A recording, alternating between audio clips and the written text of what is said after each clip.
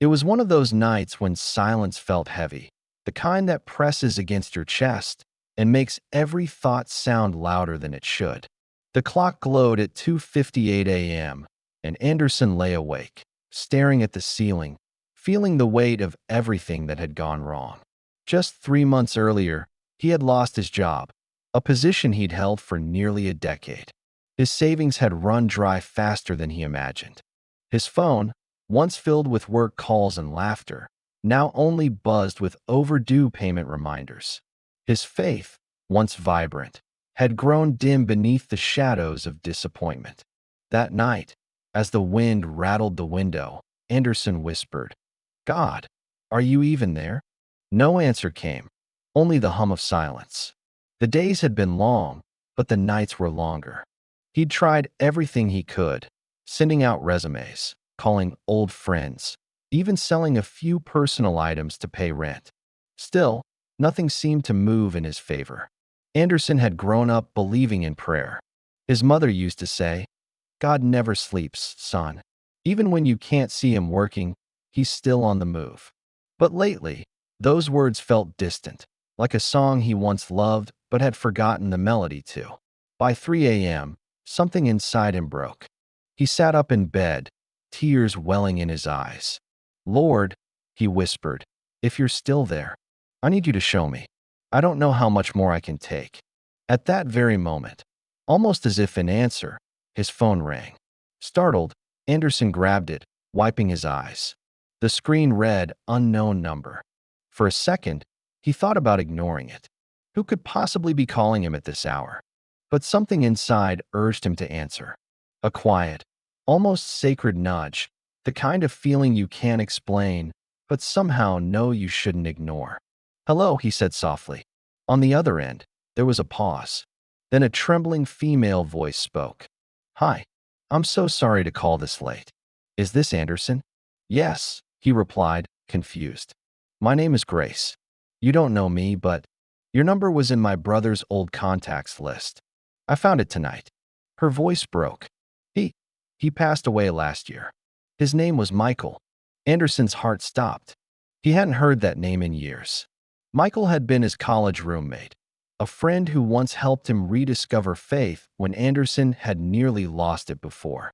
They had prayed together, dreamed together, and then drifted apart after graduation. "I just felt," Grace continued, "I needed to call someone from his old phone tonight. I couldn't sleep. I've been missing him so much." Anderson swallowed hard. "I knew Michael," he whispered. "He was one of the kindest people I ever met." For the next few minutes, they talked about Michael's laughter, his faith, his favorite scriptures. Grace told him how her brother used to pray for his friends every night, especially for one named Anderson. "He used to tell me," she said through tears, "that if Anderson ever lost his way, God would find a way to reach him." Anderson felt the air leave his lungs. At 3 a.m., a complete stranger had called to remind him of a promise made years ago, a prayer whispered by a friend who was now gone. In that moment, something deep within him broke open, not in despair this time, but in release. He wept, not because he was lost, but because he realized he'd just been found. They prayed together over the phone, Grace's voice trembling but strong. "Lord," she said, "thank you for reminding us that you never forget your children. Even when we feel forgotten, you send help in ways we don't expect." Anderson couldn't stop crying. For months he had begged God for a sign, for any proof that he was still near. And now, through a call he couldn't have predicted, he knew without a doubt, God was still writing his story. The following morning, Anderson woke up with peace he hadn't felt in months. It wasn't that all his problems had vanished. His bills were still due, his future still uncertain, but something had changed inside him. That morning, instead of scrolling through job listings with frustration, he prayed differently. He thanked God first. He trusted that even in the waiting, there was purpose. Later that week, Anderson decided to visit a local church he hadn't been to in years. When he walked in, the message being preached that morning was from Psalm 34, verse 18. "The Lord is close to the brokenhearted and saves those who are crushed in spirit. He smiled through tears. That verse had once been his favorite, and now it felt like God was saying, "Welcome home." Over the next few weeks, doors began to open. A former colleague reached out unexpectedly, offering him a part-time job that eventually turned into something bigger. With time, Anderson found stability again, but more than that, he found faith again. He never forgot that 3 a.m. call. He would often tell people, that wasn't coincidence, that was God's timing.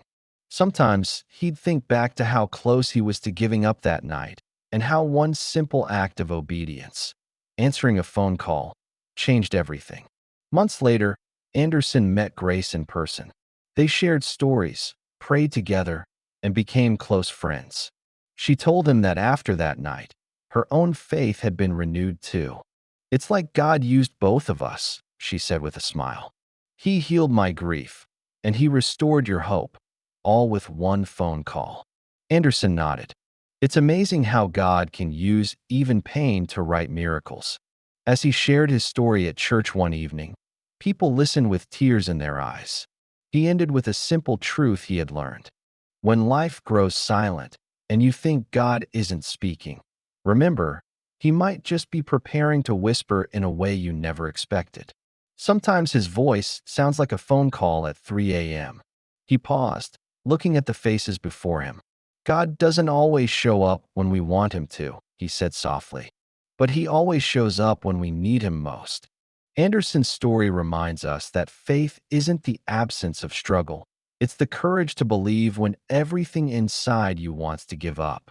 Sometimes God allows the darkness, not to destroy us, but to draw us closer to his light.